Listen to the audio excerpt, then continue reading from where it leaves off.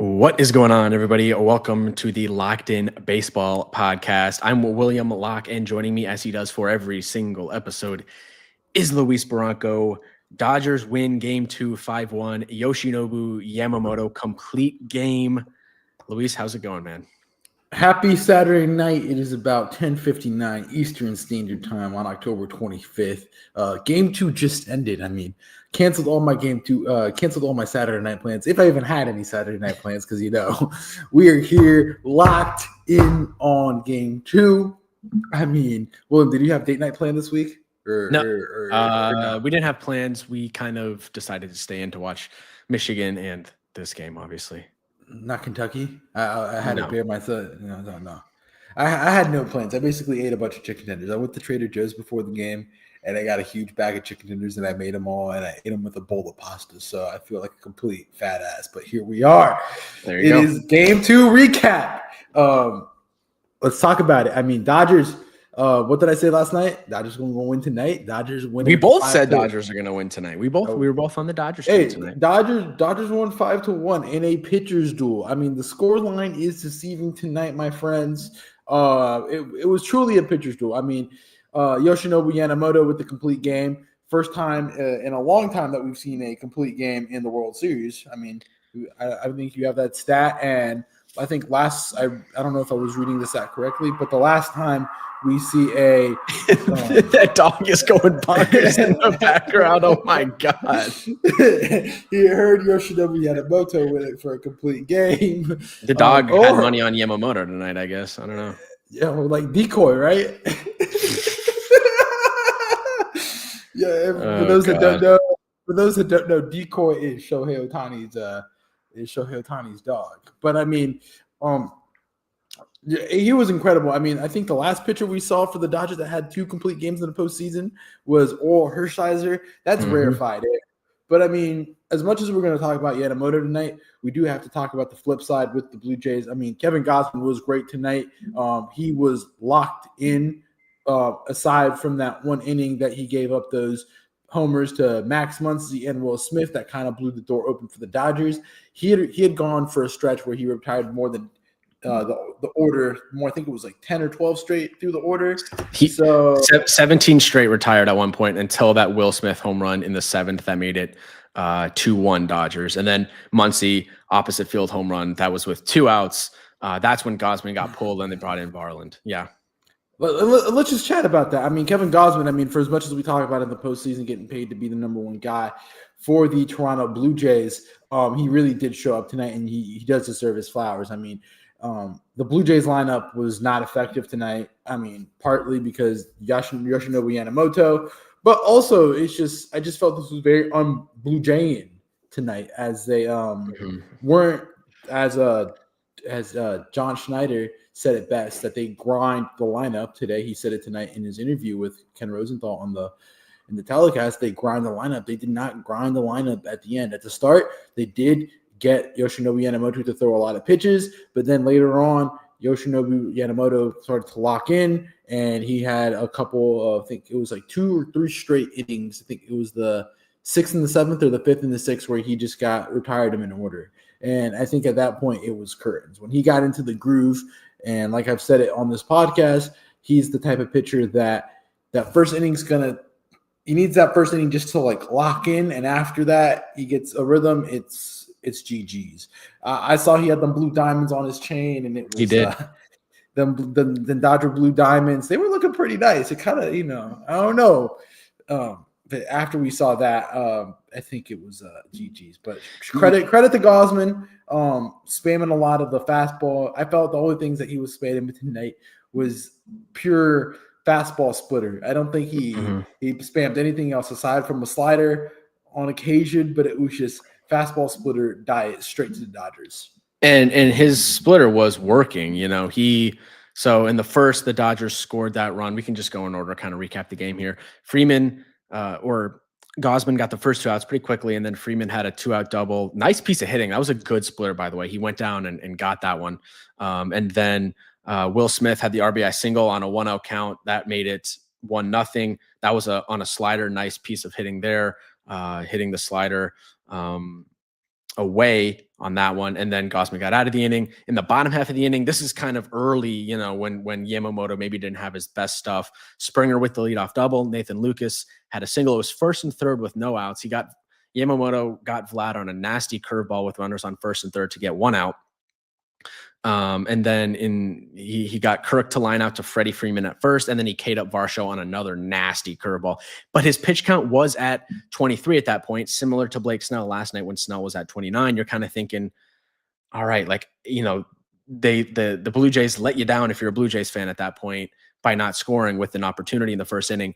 But, you know, the pitcher did throw 23 pitches. You kind of felt like maybe you're going to get Yamamoto out of this game and at least see a couple innings of the Dodgers bullpen, but that was not the case.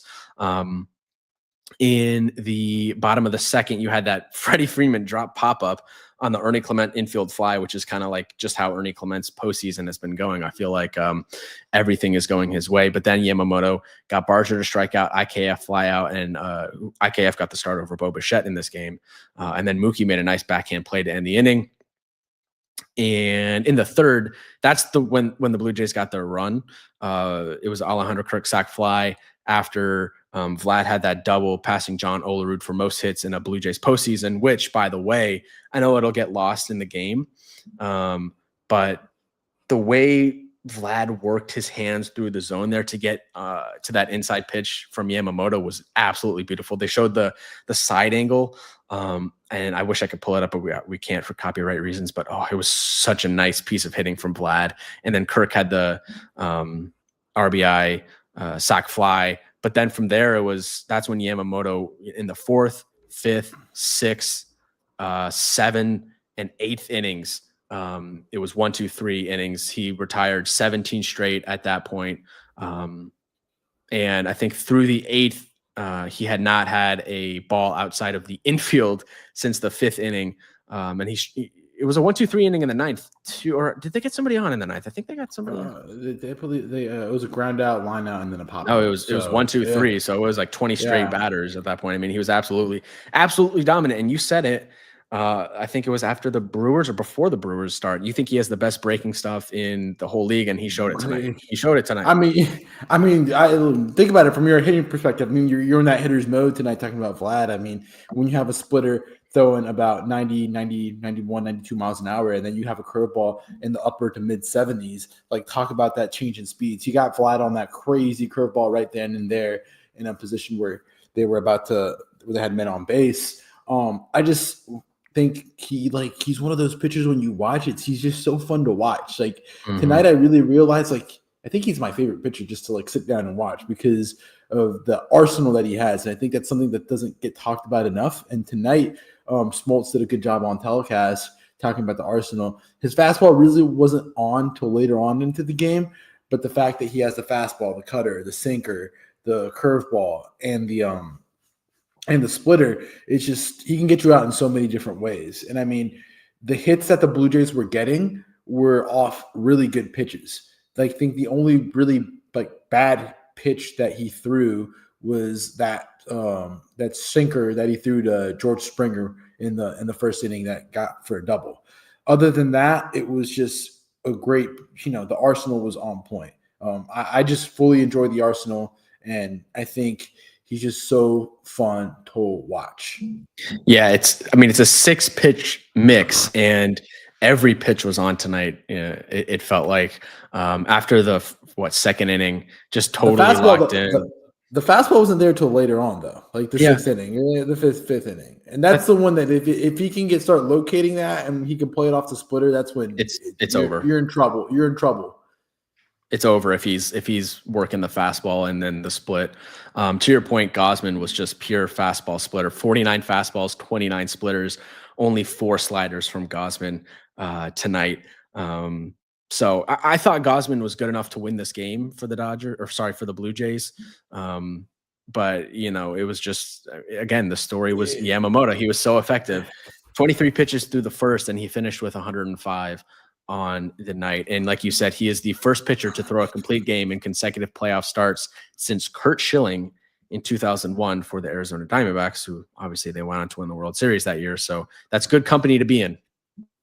I just think also you have to keep in mind that I think for as much as we got to give credit to Yamamoto, I think this also falls on a lot on the Blue Jays offense tonight. The Blue Jays offense was like I said, Blue Jayin, where they weren't working counts and grinding it out. Once they stopped doing that, it was tough. And I mean, when I looked at tonight, the the team like Vladimir Guerrero, Nathan Lucas, and George, the 1 through 4 was carrying the team. I just felt if you weren't getting one of those on 1 through 4, I felt like the back half this tonight wasn't doing much Mhm. at all. At all, I felt like if the Dodgers get through those 4, I think they had a good chance. And you can see, Addison Barger didn't get a hit. Bo Bichette and IK have 0 hits.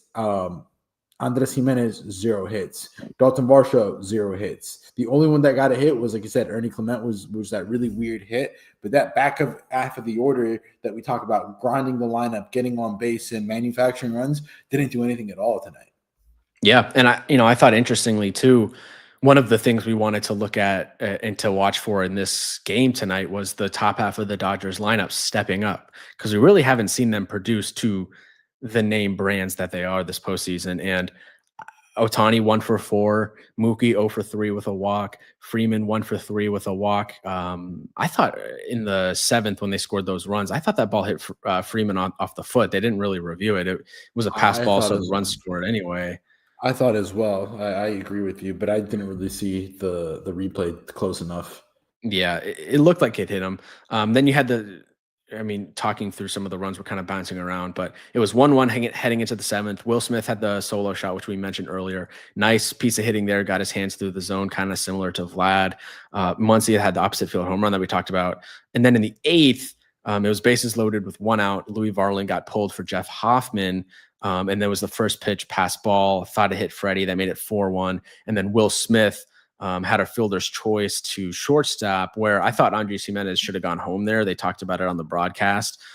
He would have had Otani by a couple steps, decides to go try to turn the double play, but he was playing in. Like the whole point of you playing in there is when a ball gets hit to you, you go home.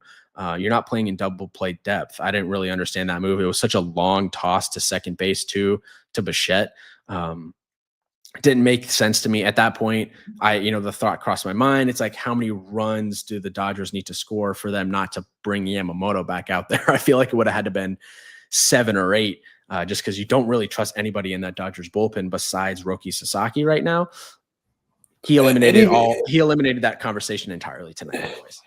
And even then, you in like recently, Roki Sasaki again in the Brewers series wasn't like incredible. If he he still was a little bit of question marks. I mean, the question was, it's like over text, me and William were chatting. It was the 7th inning when the Dodgers had that big inning. We were chatting to each other. It's like, okay, how would we manage the 7th, 8th, and 9th?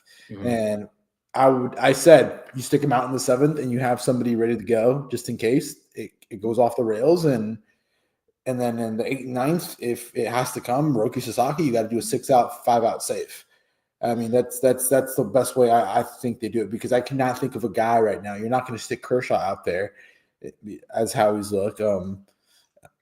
They basically used up a lot of the pen, which I think tonight really was a big, it's going to go understated. It's a huge win for the Dodgers, because not only did Yamamoto get them the win and single-handedly control the game, but he saved the whole bullpen for Monday. Mm-hmm. Those bullpen guys now have 2 days rest, and they'll be ready to go. They'll be at home. A lot of players, and especially are creatures of habit, that when they go home, they become completely different players, different environments, and everything like that. That a lot of things can change from just going a couple thousand miles west. And for Yamamoto to just, take the ball and not let anybody else pitch, I feel that's a good sign for them and for what's to come. It's a statement victory, and I think for all of the hype that the Blue Jays got for the way they won Game 1, it kind of felt like the fan base, the media was kind of like almost crowning the Blue Jays after just one game. Game 1 is, you can make an argument, it's the least important game in the entire series. And what they really did in Game 1 was they just defended home field the way they are supposed to. And a series doesn't start until a road team wins.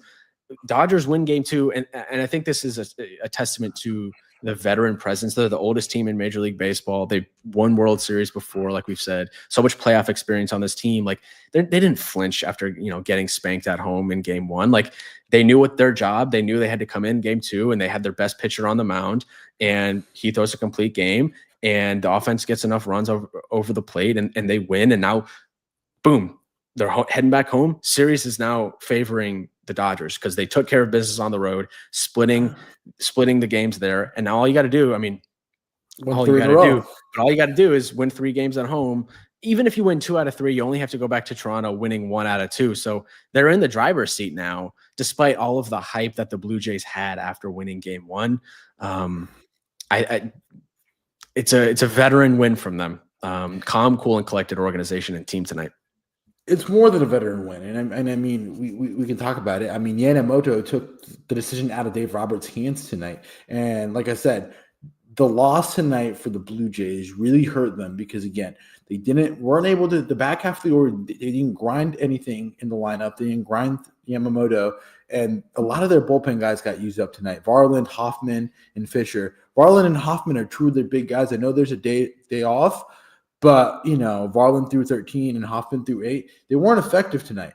And I feel like in a game like in baseball, a lot of hitters just seeing a pitcher once or twice, like seeing them go, they start to learn the tendencies, learn how the pitches are going to come. I mean, look at what happened yesterday. After 2 goes around the order, after 1 go around the order, pitchers were getting better at hitting Snell and Savage last night.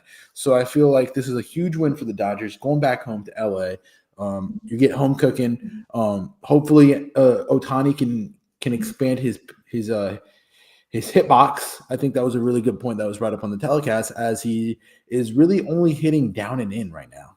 The ball is down and in. He's not hitting anywhere else in the zone aside from that big game and that NLCS winning game. He hasn't done much. He has a record for strikeouts in Dodger history with 19, and we're going to need more from him. Yeah, we're going to need more from him. I mean, if the Dodgers want to comfortably win the series, he's going to have to, produce at the plate because, I mean, tonight, as we talk about, like we wanted more from the top of the order, he only has a hit. And the other guys, Mookie Betts hasn't done only a walk tonight. And when Freddie Freeman's pretty close. I mean, he was putting some good swings, and I love Freddie Freeman's approach tonight. And I think that's really going understated with what happened. He was aggressive first pitch on all of his at-bats. I know there were deep flyouts, but they were aggressive. And I feel like that's something the Dodger lineup has to do because they were giving a lot of fastballs, the Blue Jays were, to the Dodgers, and the Dodgers were just letting them go. They were just taking them. I feel like if you're aggressive, going out and hitting them, putting pressure on the pitcher to pitch you a good pitch, I feel like there'll be better results.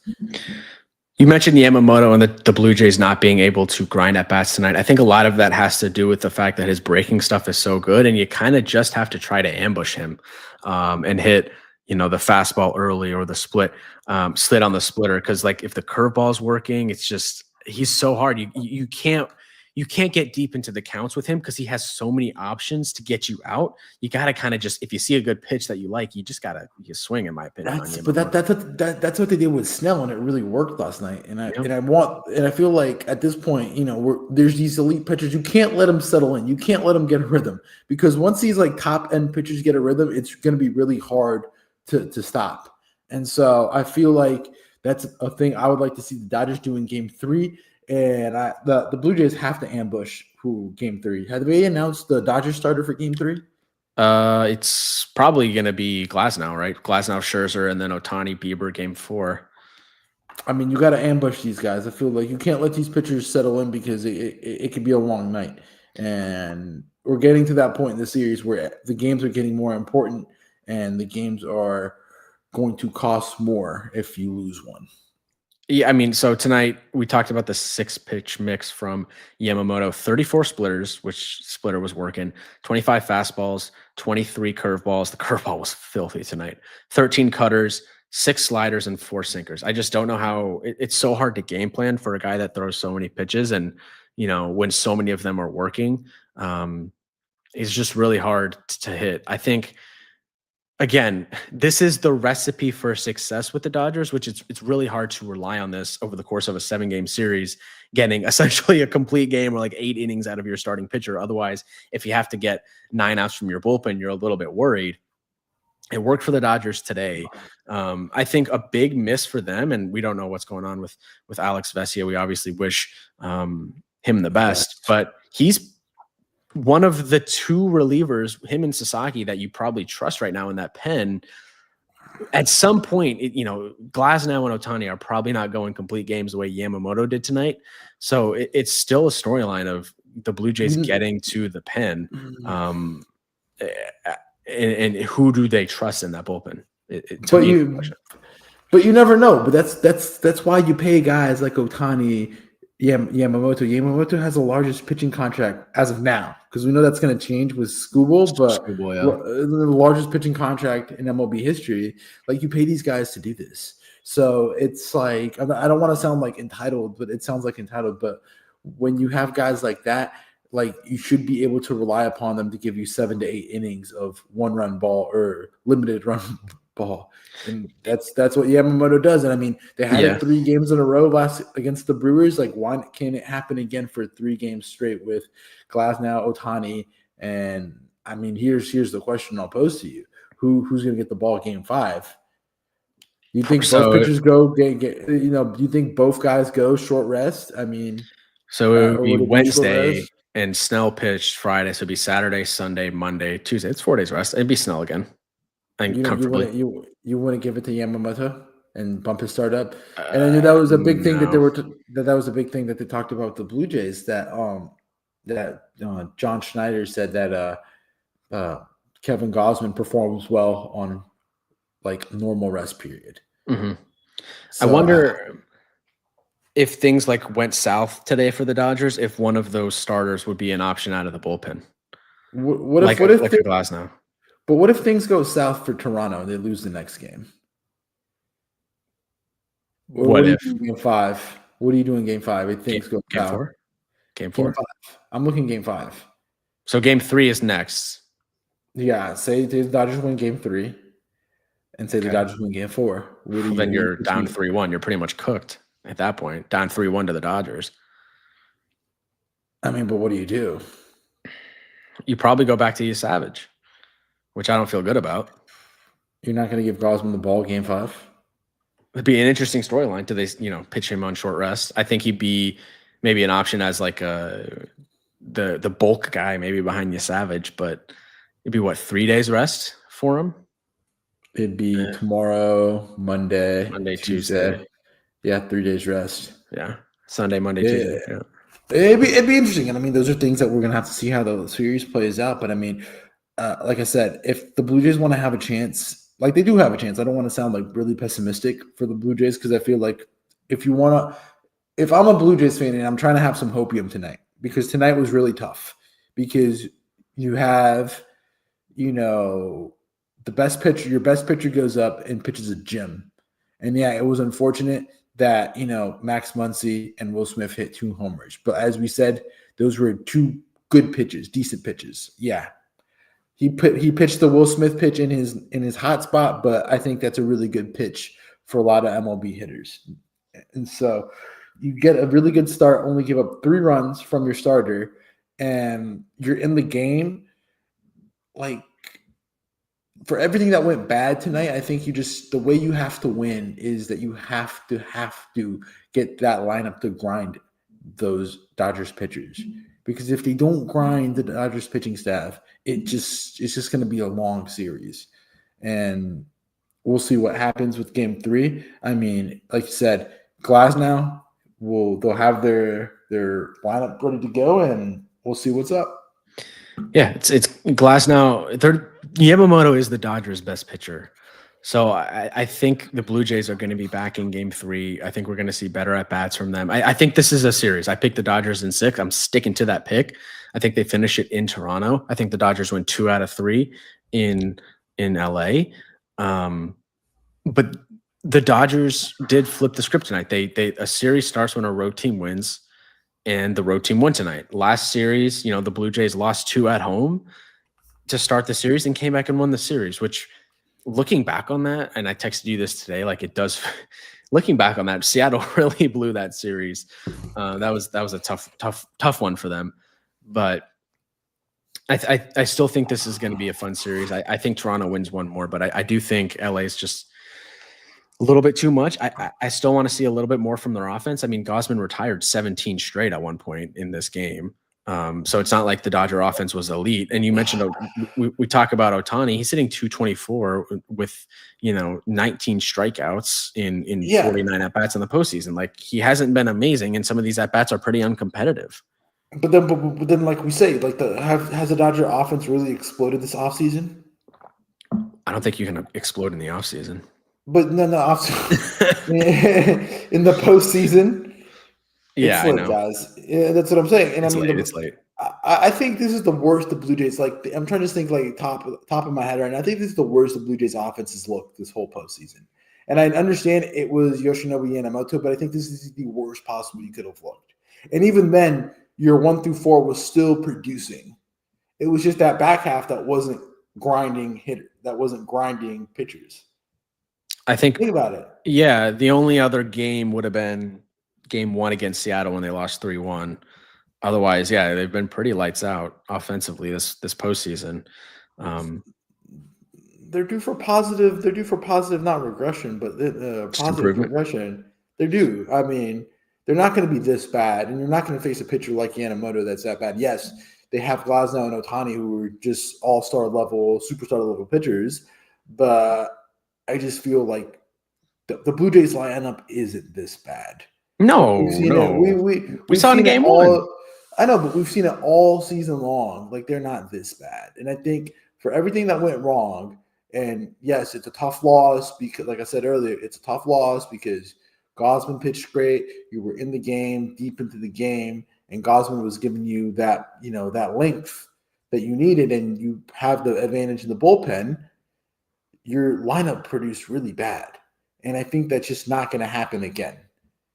So I feel like they're going to even out, and I feel like you said, we have a series. Yeah, it's not a series till a road team wins, as I said. There's not many talking points from this game outside of Yamamoto's brilliance, in my opinion. And when you have a guy, his pitches vary in speed from 74 miles an hour to 98 miles an hour. Like, it's really hard to hit. I mean, he was totally lights out. There's not much else to say. The Dodger bats came through when they needed to. They had a couple big swings. I say it all the time. You got to hit the long ball to win in the postseason. And what won this game for the Dodgers? A couple home runs in the 7th inning from Will Smith and Max Muncy. That's what won them this game, and why they're headed home tied up 1-1. We got a lot of series to go. Last year it was 2-0 Dodgers. They obviously took a 3-0 lead, so that really wasn't that good of a series. Game on. Let's see what happens in LA. And I think Toronto's built to win on the road the same way they're built to win at home. The Rogers Center, to its credit, I think it's climbing up the rankings of toughest places to play in baseball, despite Seattle and everything they did. But that atmosphere is so electric.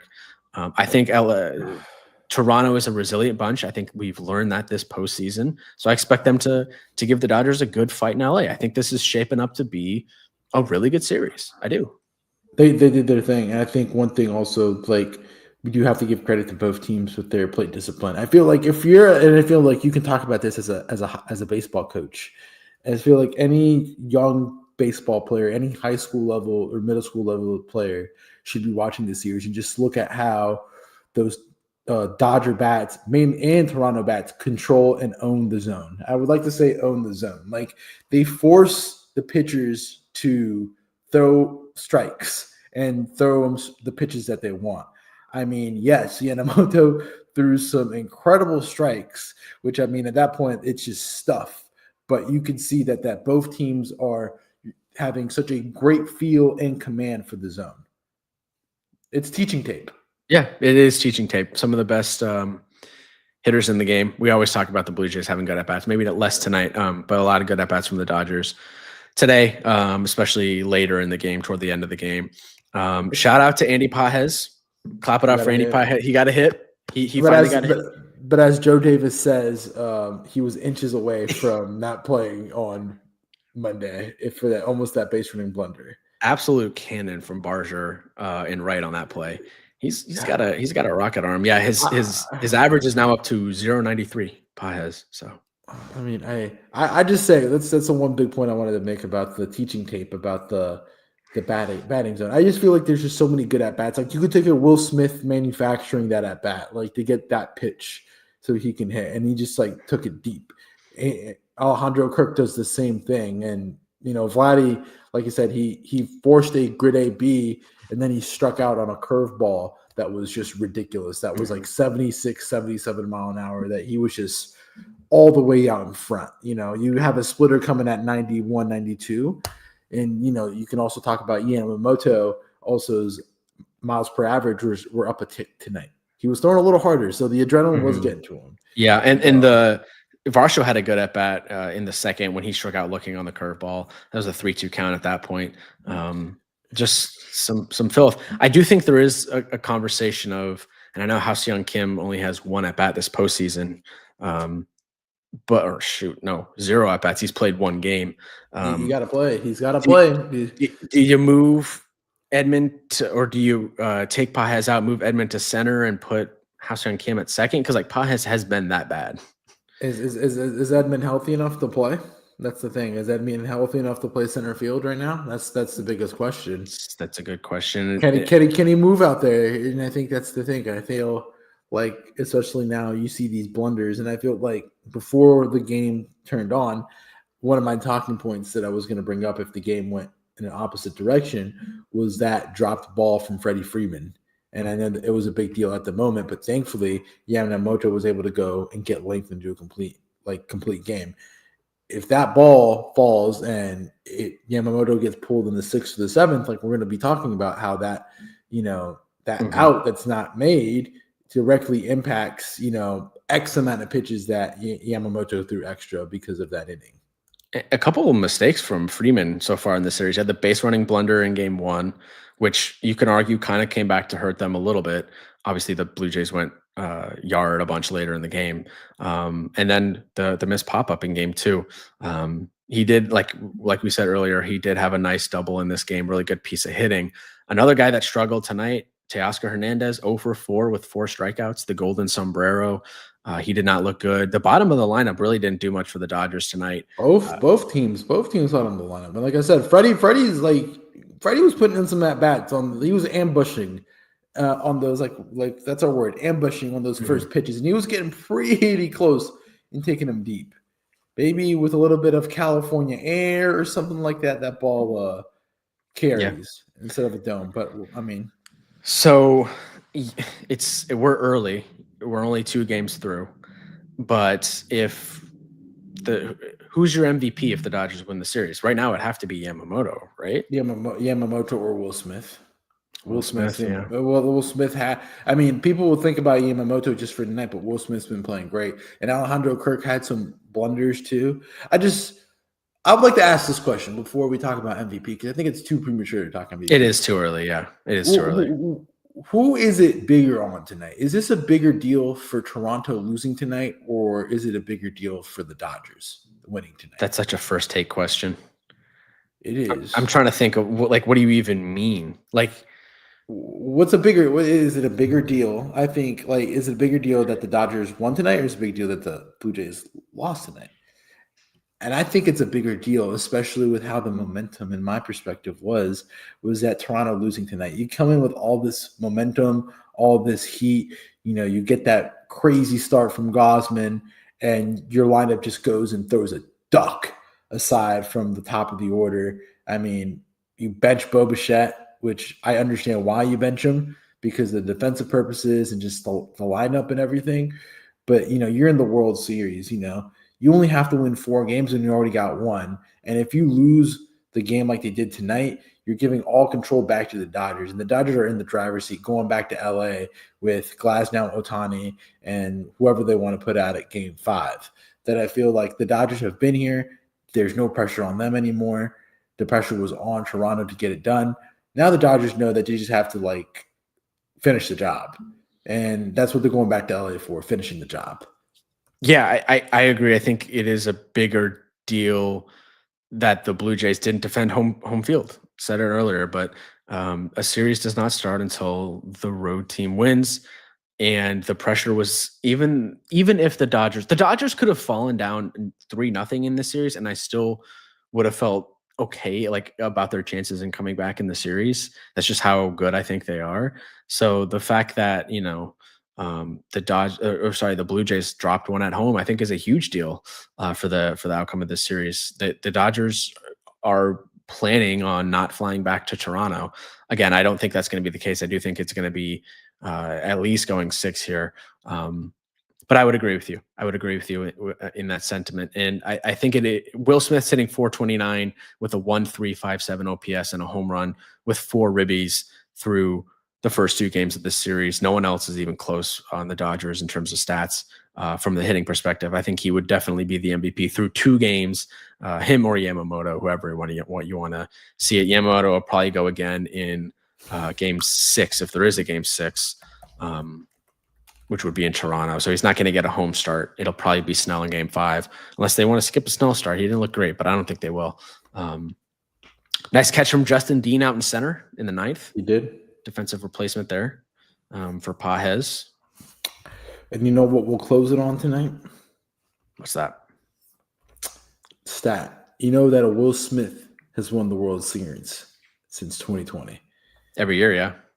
2020, Will Smith the catcher. 21, 22, 23, Will Smith the pitcher for the Braves, Astros, and Rangers.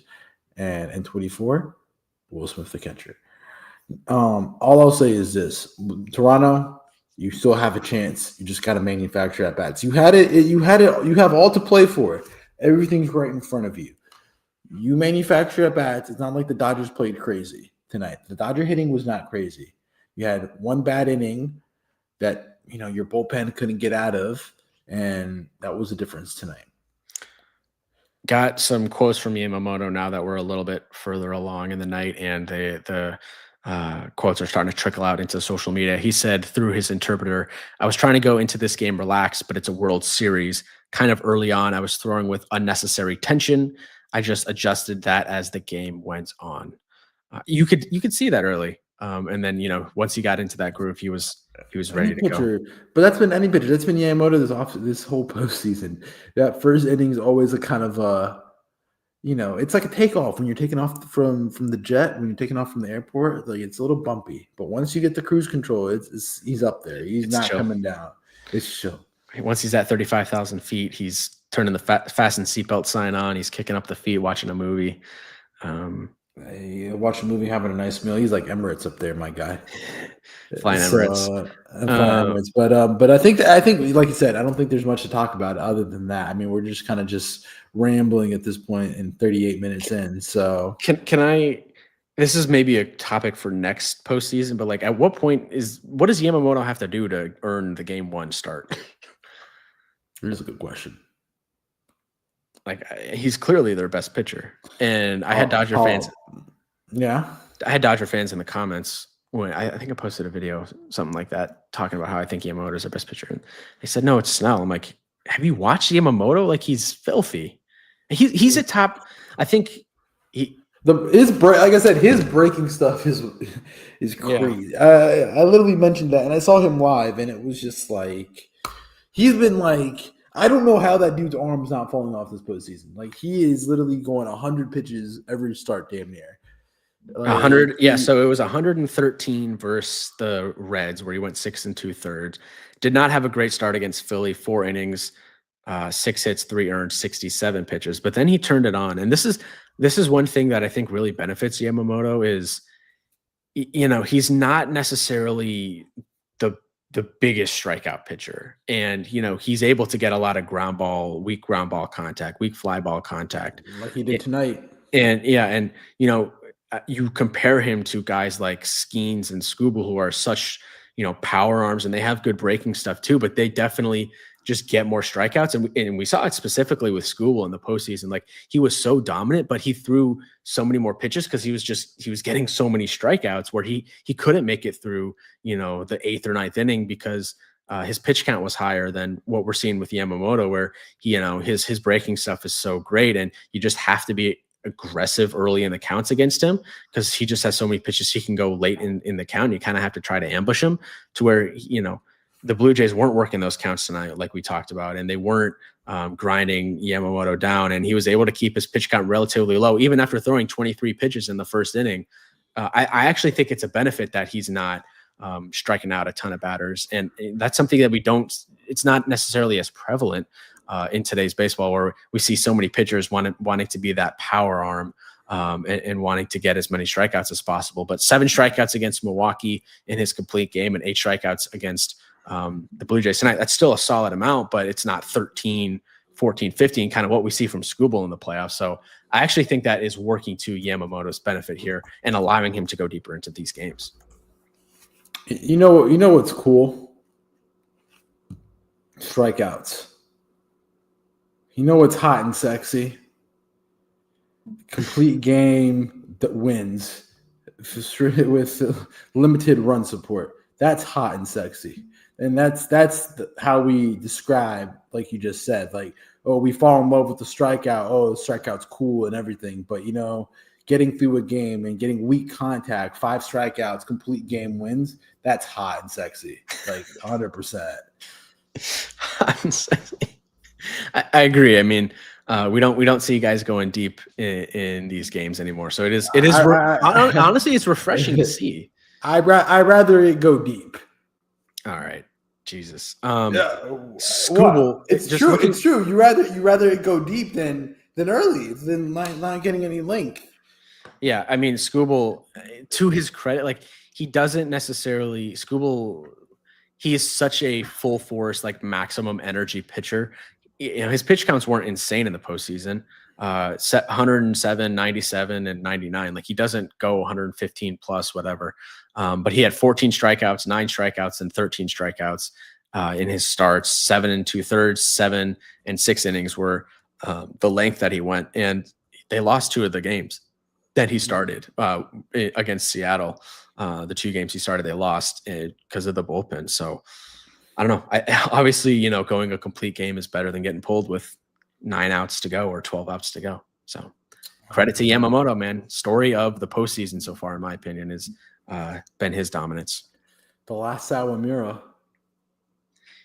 Are they going to give that award to anybody else? I have no idea, but that was crazy. I mean, like I said, he this postseason he's going on. He's been proving himself why he's a top 5 pitcher in the Major League Baseball. Skeens, Skubal, Crochet, Yamamoto, I think, are the top 4 right now. Yeah, I don't want Yankee fans to put Cole, Fried. No, like they belong nowhere close to top 20. Whoa, you're saying post Tommy John Cole? Yeah, post Tommy John. We don't know. Max Fried's a top 20 pitcher in the game. That's ridiculous. No, I can name 20 better right now off the top of my head. Put your hands up right now before and we'll finish the podcast on this.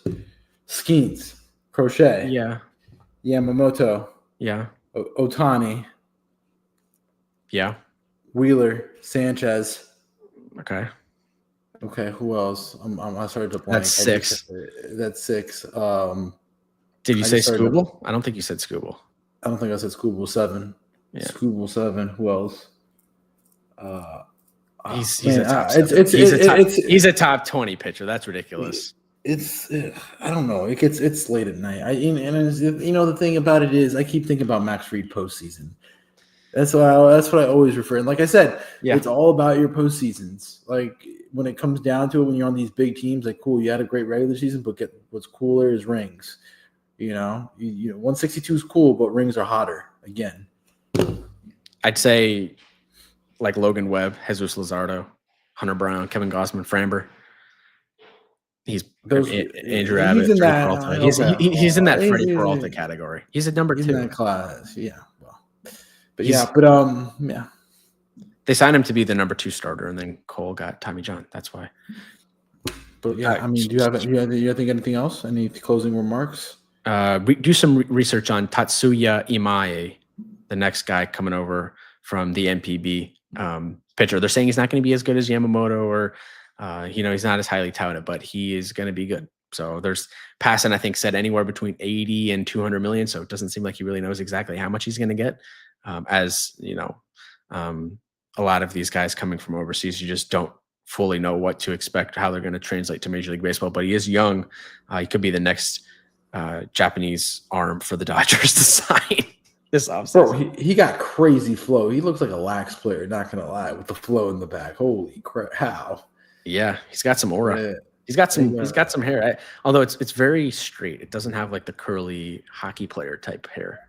Anyways, that's off topic. But I mean, we'll be back Monday night, post game 3, ready to go. We'll be in LA. We'll be chatting some LA, Dodger baseball, Blue Jays baseball. I mean, keep it locked.